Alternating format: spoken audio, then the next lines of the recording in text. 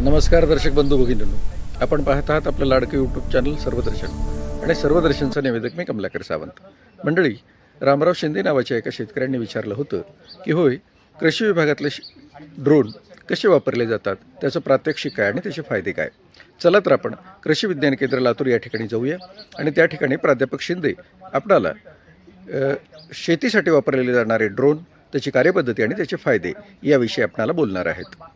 त्या अंतर्गत आपण गळीत धान्यासाठी जे काही फवारणी आहे तर फवारणी आताच शेतकऱ्यांमध्ये चर्चा होती की ती करडी एवढी मोठी झालेली आणि आपण फवारणी कशी करायची. तर सगळ्यात म्हणजे बरोबर प्रश्न होता.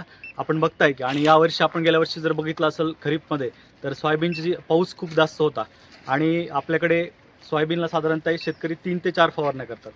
पण शेतकऱ्यांना पाऊस जास्त असल्यामुळं एकतर ओलावा सारखा होता जमिनीमध्ये, म्हणजे कंटिन्यू ओलावा होता. जास्त ओलावा असल्यामुळे आपल्याला मजुराच्या सहाय्याने किंवा इतर यंत्राच्या, मग ते STP असेल किंवा बूम फवारा असेल, तर याच्या सहाय्याने आपल्याला फवारणी करता आली का, तर नाही आली. बरोबर आहे. तिसरी म्हणजे काही जणांनी पहिली आणि दुसरी फवारणी व्यवस्थित केली, पण तिसरी आणि चौथी फवारणी अजिबात करता आली नाही. आणि त्याचबरोबर आत्ताच्या कंडिशनला जर आपण करडईच्या प्लॉटमधून इथे आलोय, तर आपल्याला त्या कंडिशनला आपल्याला मजुराच्या सहाय्याने आपण करडीमध्ये फवारणी करू शकतो का, तर नाही करू शकत. तर आपल्यासमोर जे काही ड्रोन तंत्रज्ञान आहे तर ते आपल्यासमोर हा फवारणीसाठी ड्रोन आपल्या शेतीमध्ये सध्या फवारणीसाठी हा जास्त प्रामुख्याने ड्रोनचा उपयोग होतो. तर आपण याच्या अगोदर ड्रोन कुठं पाहिला होता, म्हणजे बऱ्याच जणांनी पाहिला असेल, पण आपण शक्यतो लग्न समारंभामध्ये ड्रोन पाहतो. बरोबर आहे. तो आपल्या बऱ्याच वरून उडतो. तर तो जो आहे तर तो फोटोग्राफी ड्रोन असतो. त्याचं वजन हे 250 ग्रामपेक्षा कमी असतं. आणि हा जो आहे तर या आपल्या समोर आहे, हा जो आहे तर तो हा 6 पात्याचा ड्रोन आहे. तुम्ही जर पाते मोजले तर त्याला 6 पंखे आहेत. जेवढे पंखे जास्त तेवढं त्याला ओझं उचलण्याची कॅपॅसिटी तेवढ्या ड्रोनची ती जास्त. तर या ड्रोनला आपण बघू. तर हे जर तुम्ही पाहिलं तर ह्या ड्रोनचे पाते आहेत, ज्याला की या ड्रोनला 6 पाते आहेत. त्यानंतर आपण जर पाहिलं तर याला पाण्याची टाकी आहे. तर ही पाण्याची टाकी आहे ती 10 लिटरची आहे. म्हणजे ड्रोनचं जर सध्या वजन तुम्ही केलं पाणी न टाकता तर तो ड्रोनचं वजन किती भरतं, एक 15 किलो. आणि ज्यावेळेस तुम्ही पाणी त्यामध्ये 10 लिटर टाकता, एक साधारणतः 25 किलोपर्यंत त्याचं वजन भरतं. तर हा जो ड्रोन आहे हा स्मॉल कॅटेगरीमधला ड्रोन आहे. स्मॉल म्हणजे काय की तुमचं ज्या ड्रोनचं वजन 250 ग्राम ते 25 किलोपर्यंत येतं, असे जे ड्रोन आहे तर ते स्मॉल कॅटेगरीत येतात. जे मिडियम जे आहे तर ते 25 किलोच्या पुढचे 25 आणि 150 किलो. तर हे आपल्याकडे तुम्ही बघता की सध्या बाजारामध्ये 10 लिटर, 15 लिटर आणि 25 लिटर अशा प्रकारचे ड्रोन तुम्हाला बघायला भेटतं फवारणीसाठी प्रामुख्याने. आणि जे 150 किलोच्या वरचे आहेत तर ते प्रामुख्याने मिलिटरीमध्ये वापरतात. सध्या तुम्ही बघता इराण आणि अमेरिकेचं युद्ध, तर बऱ्याच जागेवर ड्रोनने हल्ले करतात. तर तशा प्रकारचे ड्रोन 250 किलोच्या वरचे असतात. आणि याला सगळ्यात महत्त्वाचं म्हणजे आता हा झाला तर याला असतं GPS. तुम्ही आपण ज्यावेळेस शेतात उडवतो कसं उडवायचं, तर आपलं समजा मला हे 4च झाडं फवारायचे किंवा हे आंब्याचे 5-6 झाडं मला फवारायचे.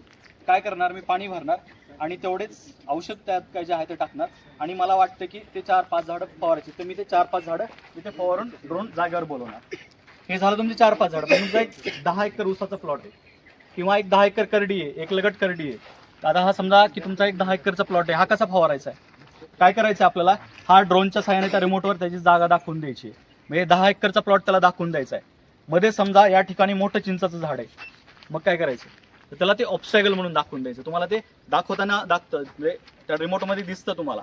त्याला फक्त त्या झाडाला सिलेक्ट करायचं, जेणेकरून काय होईल, याला ऑब्स्टॅकल सेन्सर असतं. ड्रोन कधीच हा जाऊन कशाला धडकत नाही. तुमच्या ड्रोन उडतोय आणि अचानक जरी समोर पक्षी आला तरी ड्रोन त्याला जाऊन कधी धडकणार नाही. का, तर त्याला ऑब्स्टॅकल सेन्सर आहे. मग त्या चिंचेचं झाड काय आहे, तुम्ही असं ड्रोन फवारतोय, मध्ये चिंचेचं झाड आलं, तो असं ओळून परत असा जाणार आणि परत सगळं तुमची फवारणी करणार. म्हणजे तो धडकणार पण नाही आणि तुमची जी फवारणी आहे तर ती पण तुमची होणार आहे. तर अशा पद्धतीने आपण 2 मोडमध्ये ड्रोन उडवतो, एक ऑटोमॅटिक आणि दुसरं मॅन्युअल मोडमध्ये. तर हा 10 एकरचा प्लॉट आपण सहजपणे एक साधारणतः तुम्हाला 1 एकर, तुम्हाला साधारण मनुष्याच्या सहाय्याने फवारणी करायची असेल, मजुराच्या सहाय्याने करायची, 1 एकरला किती वेळ लागतो, अंदाजे 1 ते 1.5 तास लागतो. बरोबर आहे. आपण जर ड्रोनच्या सहाय्याने जर फवारणी केली तर ड्रोनच्या सहाय्याने फक्त 7 ते 8 मिनिटांमध्ये ड्रोनच्या सहाय्याने फवारणी होती 1 एकर. म्हणजे सगळ्यात महत्त्वाचं म्हणजे जो का आपला वेळ आहे तो वेळ वाचतो. वेळ नाही, पैसे पण वाचतात. हां, म्हणजे पैसेचा विचार केला तर पैसे सुद्धा वाचतात आपले. पण सगळ्यात हे काय की जे याची किंमत आहे तर ही किंमत, पण आपल्याकडे आपल्या सगळ्यांना माहिती आहे की जे काही भारत सरकार असेल किंवा महाराष्ट्र शासन असेल, महाराष्ट्र शासन विविध योजना आहेत महाडीबीटीचं जे काही आहे त्यामध्ये सुद्धा 4 लाखाची सबसिडी या ड्रोनसाठी उपलब्ध आहे. आणि आपल्या इथलंच एक गंगापूरच्या महिला शेतकरी आहेत रोहिणी शिंदे, तर त्यांनी महिला ड्रोन दिदी या योजनेतून त्यांना एक 8 लाखापर्यंत अनुदान भेटलेलं आहे आणि त्यांनी ड्रोन खरेदी केलेलं आहे. तर गेल्या वर्षी त्यांनी साधारणतः सर 550 एकरच्या वर फवारणी केली आहे आणि 4.5 लाखापर्यंत त्यांनी कमवलं, म्हणजे स्वतः घरची फवारणी करून तेवढं इन्कम त्यांनी कमवलं. तर अजून याचे जर फायदे आणि तोटे जर सांगायचे मला तर सरांनी सांगितल्याप्रमाणे एकतर आपला वेळ तर वाचतो पण आपला पैसा सुद्धा वाचतो. आणि आपण पारंपरिक पद्धतीने आपण एकतरी किती पाणी फवारतो ड्रोनसाठी, म्हणजे फवारणी किती करतो 200 लिटर बरोबर आहे. तर आपण यांनी जर फवारणी केली तर आपण जास्तीत जास्त 15 ते 20 लिटर पाणी वापरतो 1 एकरसाठी. सगळ्यात मोठा फरक सांगतो की आपण याला बघतात की याला 4 नोझल येतं, 1 2 3 4. जे फवाराला नोझल असतात त्याच्या जे पाण्याची थेंबाची साईज आहे तर ती एक साधारणतः 500 ते 600 मायक्रॉन असते पाण्याच्या थेंबाची साईज. आणि याची जर तुम्ही बघितली तर याच्या पाण्याची थेंबाची साईज फक्त आणि फक्त 100 ते 150 मायक्रॉन असते. म्हणजे आपल्याला उडल्यावर ते डोळ्याने सहज दिसत सुद्धा नाही. जर ऊन असेल तर असं तिरपं जर असेल तर आपल्याला दिसतं की पाणी पडते, नाहीतर आपल्याला डोळ्याने दिसत सुद्धा नाही. पण अजून जर तुम्ही द्राक्षाच्या जर बागात तुम्हाला फवारणी करायची असेल तर ड्रोनला अजून सेंट्रिफ्युगल नोझल येतात. हे जे आहे ते फ्लॅट पॅन नोझल आहेत.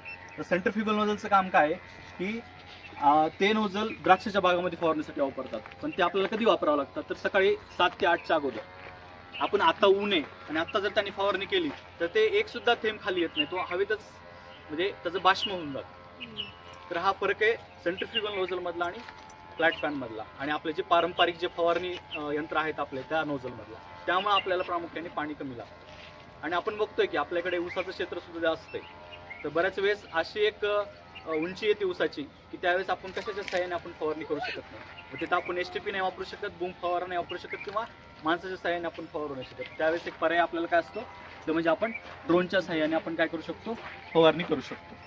ठीक आहे. आणि सगळ्यात चांगली गोष्ट काय आहे की आपण ज्यावेळेस नांगरट वगैरे करतो शेतामध्ये, समजा माझ्याकडे ट्रॅक्टर आहे आणि मी एक 5 एकर नांगरट केली आहे, पण त्यावेळेस शेतकरी जो काही शेतकरी आहे तो बऱ्याच वेळेस सांगतात सर 4च एकर आहे, 4.5 एकर आहे.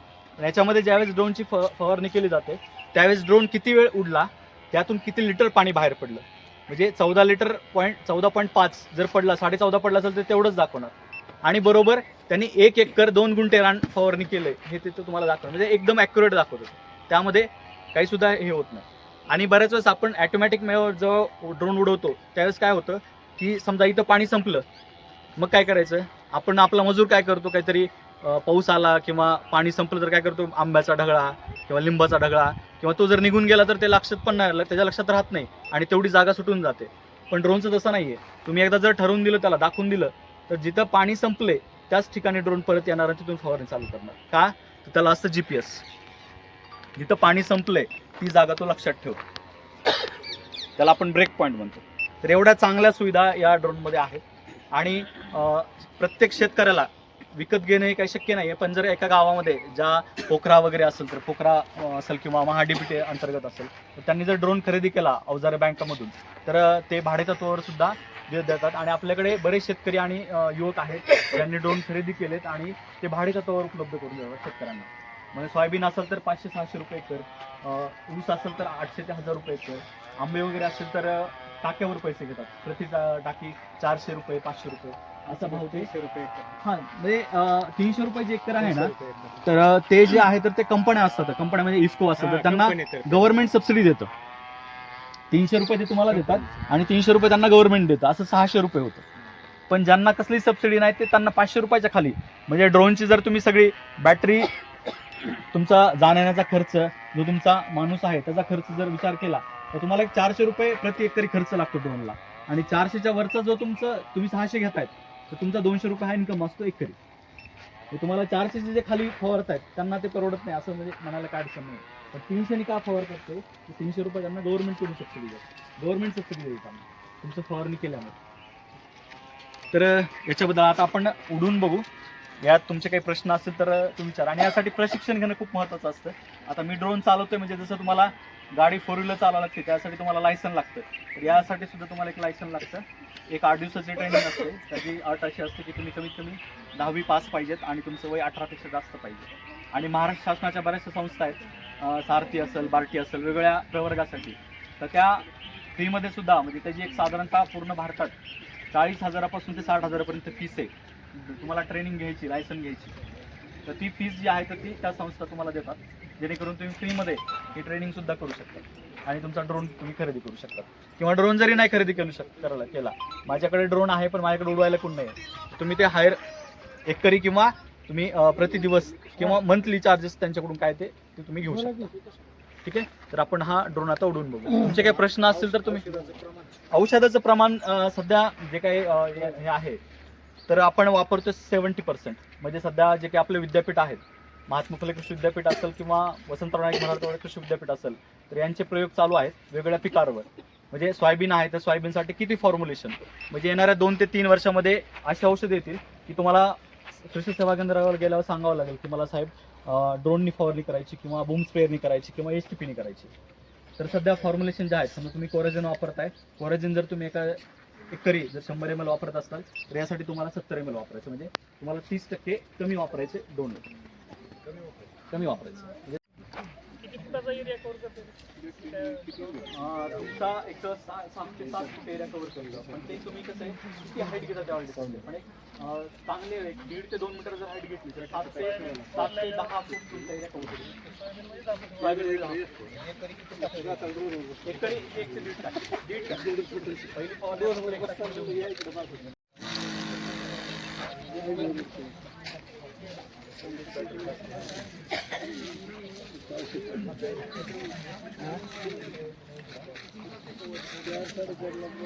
इकडे या बाबा, इकडे या.